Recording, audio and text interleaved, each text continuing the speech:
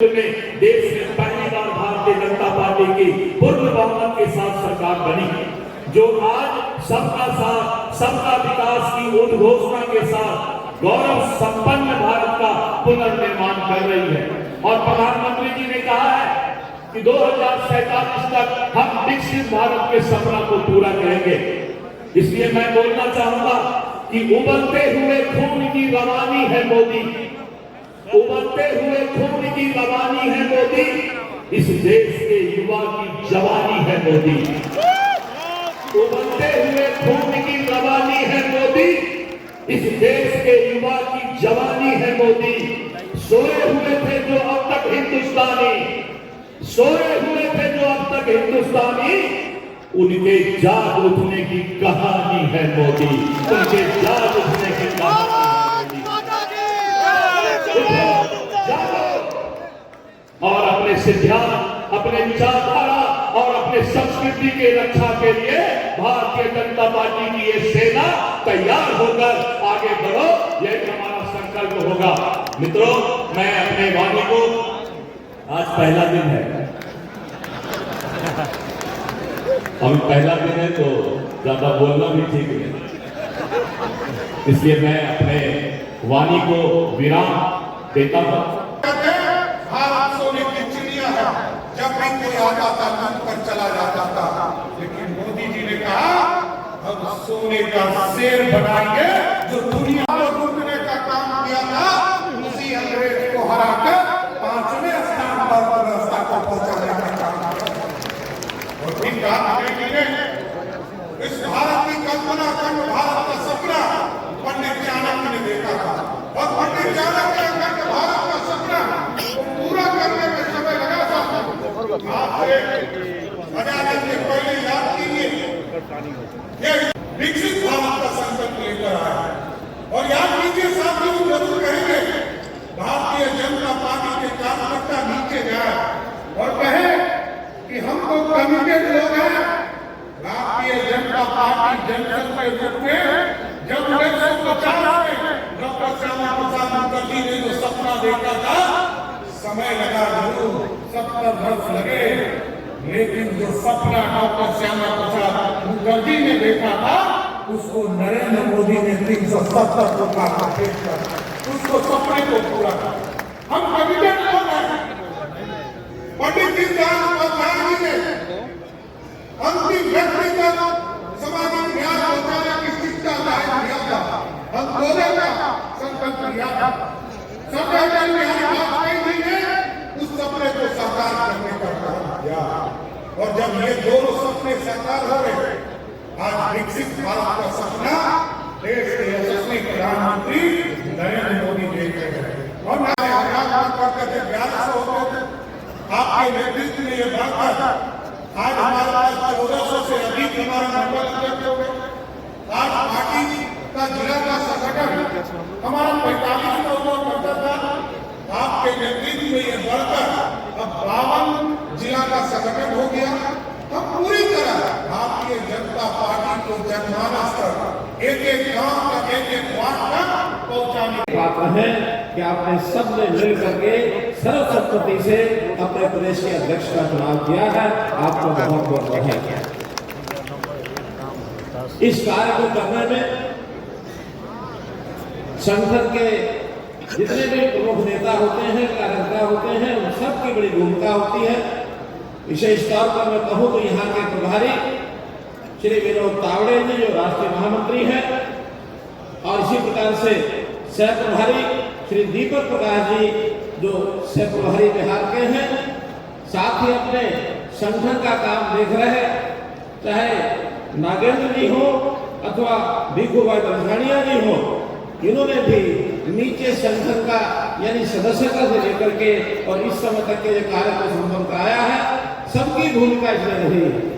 चाहे हमारी सरकार के लोग हैं, मंत्रीगण हैं, अथवा सांसदगण हैं, विधायकगण हैं, पूर्व अध्यक्ष हैं, पूर्व में अन्य सभी दायित्व निभाने वाले पदाधिकारी रहे हैं, सामान्य कार्यकर्ता से लेकर के उच्च कार्यकर्ता, आपने इस पल को संपन्न किया है। ये बहुत ही सराहनीय काम है। मित्रों, भाइयों बहनों, विषय तो लगभग पूर्व वक्ताओं ने सब बताए हैं, लेकिन कुछ बातें जरूर मैं इस अवसर पर बताना चाहूंगा। संयोग से संगठन की प्रक्रिया में से मुझे, जैसा हमारे परिचय में संजय जायसवाल जी ने बताया, 1977 से लेकर के आज 2025 कुल मिलाकर 48 वर्ष हो गए संगठन के कार्यों को करने।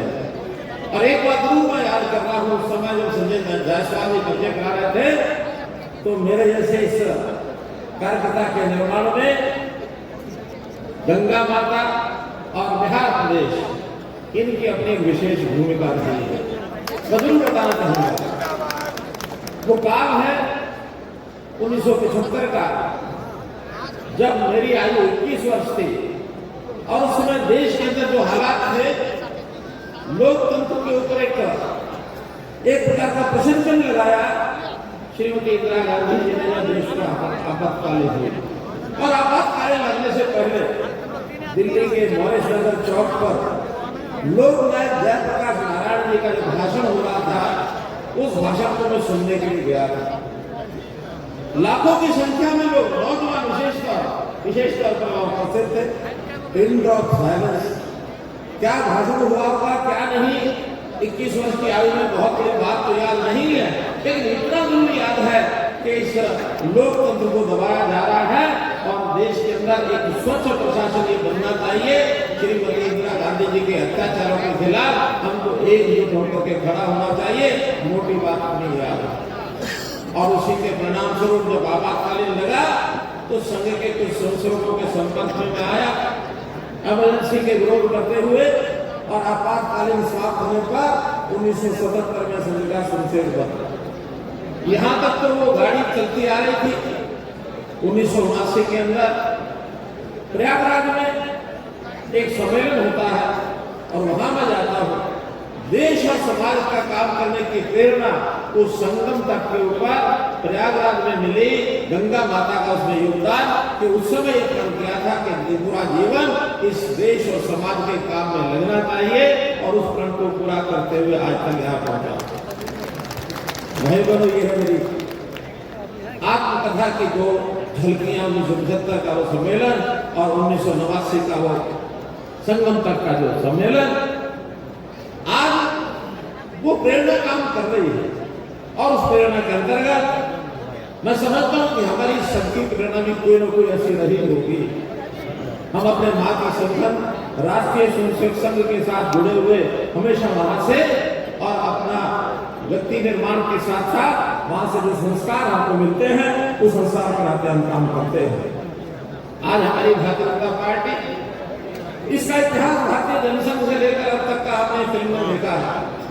जनसंघ का उस समय तो हम देश पर शासन करेंगे, प्रदेशों में शासन करेंगे, दूर तक भी विचार नहीं था। विचार एक ही था कि देश का शासन कांग्रेस ने पकड़ लिया है, जबरदस्ती शासन को करने के लिए ऊपर करके बैठ गए। कोई लोकतांत्रिक तरीके से सरकार नहीं बनी थी। पहली 1947 में देश आजाद हुआ, वो एक नियुक्ति की गई सरकार या सेल्फ इम्पोज कांग्रेस ने अपने आप को घोषित कर लिया कि हम सरकार बनाएंगे, और सरकार बना करके आगे बढ़े। 1951 में पहला चुनाव होता है तो संघ परिवार के हमारे विचार के लोग, उन्होंने जनसंघ की स्थापना जब की, एक विचार था कि कहीं शासन निरंकुश होकर के न चल पड़े, तो एक मजबूत विपक्ष की भूमिका हमको निभानी है, इसलिए चुनाव में जाना। लगातार ये काम करते करते और एक समय आया, सब कार्यकर्ताओं की मेहनत, परिश्रम, खून पसीना, उसके कारण से भारतीय जनता पार्टी की सरकार देश में प्रधानमंत्री श्री अटल बिहारी वाजपेयी जी के नेतृत्व में 1996 में पहली बार वो सरकार अपने किसी नेता और कार्यकर्ता के उसमें बनी। धीरे धीरे हम आगे बढ़ रहे हैं और आज हम इतने बढ़े हैं, आज देश में एनडीए की 20 प्रदेशों के अंदर सरकार है और तीसरी बार नरेंद्र मोदी जी के नेतृत्व में केंद्र में भी हमारी सरकार बनी। 14 प्रदेश ऐसे हैं जहां शुद्ध भारतीय जनता पार्टी की सरकार बनी। जब सत्ता में होते हैं तो सत्ता में आने के बाद सत्ता किस प्रकार से चलाई जानी चाहिए, ये आभास हमारे उन पूर्वजों को भी था जिन्होंने इस पार्टी को खड़ा किया। पंडित दीनदयाल जी उपाध्याय, उनसे किसी ने पूछा, पत्रकार ने पूछा, कांग्रेस शासन कर रही है, शासन करते करते और ये शासन को भोगने लग गए हैं, भ्रष्टाचार पैदा हो गया है और कई प्रकार की गिरावट कमियां इसमें आ गई। कल्पना करो कल को जनसंघ अगर सत्ता में आएगा और जनसंघ में कमियां आएंगी तो आप क्या करोगे? प्रश्न सामान्य था, उत्तर बड़ा गंभीर था। गंभीरता से उन्होंने कहा कि देखिए जनसंघ हमारा लक्ष्य नहीं है, हमारा लक्ष्य एक जगह सदस्यता अभियान चलाकर फिर से पार्टी का अध्यक्ष बनाया। मैं आप तमाम लोगों को भी बधाई देना चाहता हूँ और गिरीश जी को विशेष रूप से बधाई देता हूँ कि आगे 3 वर्षों तक लगातार पार्टी की सेवा करके आप पार्टी के अध्यक्ष के तौर पर पार्टी को और मजबूत बनाने का काम करें। यहाँ पर आप भरोसा है कि 2025 का जब चुनाव होगा, फिर से 205 सीटें करके फिर से बिहार में एनडीए की सरकार बनाने का और साथ ही बिहार वाजपेयी जी जैसे कि नीतीश कुमार जी लगातार सभी सवाल करते हैं कि हमको मुख्यमंत्री संजय बिहार वाजपेयी ने बनाया है, उस सपने को साकार करने का काम करना है। इसलिए एक भाजपा के कार्यकर्ता से आग्रह करूंगा, एक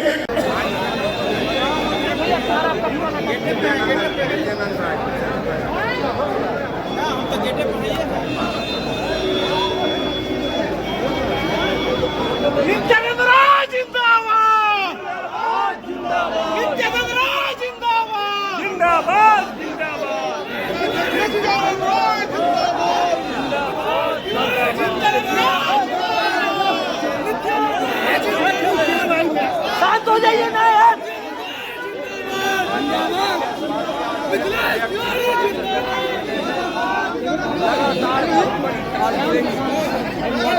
अपने धारा से जुड़े रहे हैं, के कई पदों पर रहकर पहुंचे हैं। भारतीय जनता पार्टी कोई भी दायित्व जो सत्ता के कैबिनेट में जा सकता है। आज भारतीय जनता पार्टी बिहार प्रदेश ने अपना एक कर्मशील और एक सरल स्वभाव के और दिन रात परिश्रम करने वाले अध्यक्ष को पाया है। प्रदेश अध्यक्ष जी के नेतृत्व में, माननीय दिलीप जायसवाल जी के नेतृत्व में 2025 का चुनाव शानदार तरीके से जीतेंगे। एनडीए की सरकार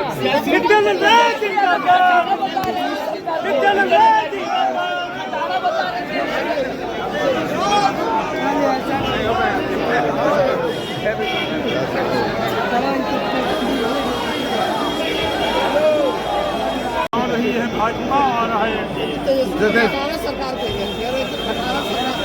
20 साल 15 साल से ऊपर में गाड़ी होता है।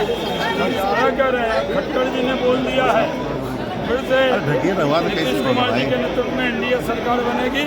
ये बेहतरीन सरकार है, सरकार ने बहुत काम किया है। अगली सरकार बनेगी, उद्योग रोजगार में भी हरियाणा को मैच करेंगे।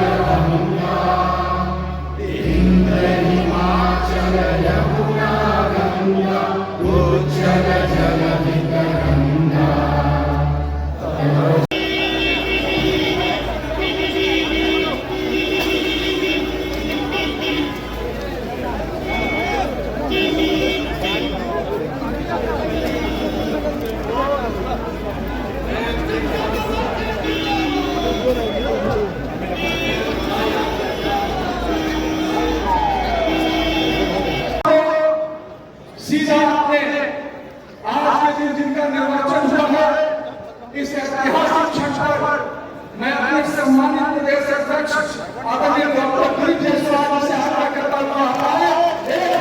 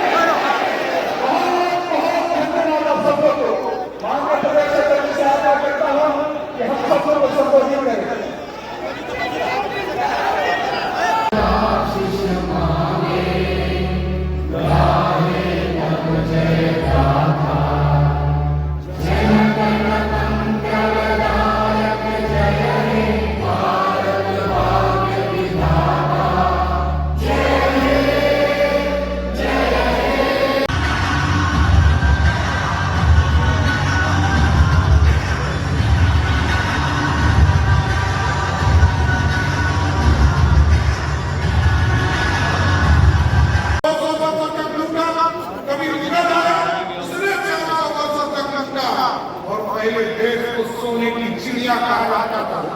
लोग कहते थे भारत सोने की चिड़िया है, जब भी कोई आता था लूट कर चला जाता था। लेकिन मोदी जी ने कहा हम सोने का शेर बनाएंगे जो दुनिया में दहाड़ने का काम करे। इसलिए साथियों, आज मैं दिलीप जायसवाल जी को फिर से लूटने का काम किया था, उसी अंग्रेज को हराकर 5वें स्थान पर व्यवस्था को पहुंचाने का काम किया। और फिर कहा इस भारत की कल्पना अखंड भारत का सपना पंडित चाणक्य ने देखा था, और पंडित चाणक्य ने अखंड भारत का सपना को पूरा करने में समय लगा था। आजादी के पहले याद कीजिए, हम सब लोग सुनना चाहते हैं और अपने केंद्रीय पर्यवेक्षक महोदय का उद्घाटन होगा, लेकिन उससे पहले विकसित भारत का संकल्प लेकर आया है। और याद कीजिए साथियों, जरूर कहेंगे भारतीय जनता पार्टी के कार्यकर्ता नीचे जाए और कहे कि हम तो कमिटेड लोग हैं। भारतीय जनता पार्टी जनसंघ के रूप में जब 1950 में डॉक्टर श्यामा प्रसाद मुखर्जी ने जो सपना देखा था, समय लगा जरूर, 70 वर्ष लगे, लेकिन जो सपना डॉक्टर श्यामा प्रसाद मुखर्जी ने देखा था, उसको नरेंद्र मोदी ने 370 को काटा देखकर उसको सपने को पूरा कर। हम कमिटेड लोग हैं। पंडित दीनदयाल जी ने अंतिम व्यक्ति तक सामाजिक न्याय पहुंचाने की शिक्षा जाहिर किया था, आंदोलन का संकल्प लिया था। अटल बिहारी वाजपेयी जी ने उस सपने को साकार करने का काम किया। और जब ये दोनों सपने साकार हो गए, आज विकसित भारत का सपना देश के यशस्वी प्रधानमंत्री नरेंद्र मोदी देख रहे हैं। और मैं आजाद करते थे 1100 होते थे, आपके नेतृत्व में ये बढ़कर आज हमारे पास 1400 से अधिक हमारे मंडल अध्यक्ष हो गए। आज पार्टी का जिला का संगठन हमारा 45 का हुआ करता था, आपके नेतृत्व में ये बढ़कर अब 52 जिला का संगठन हो गया।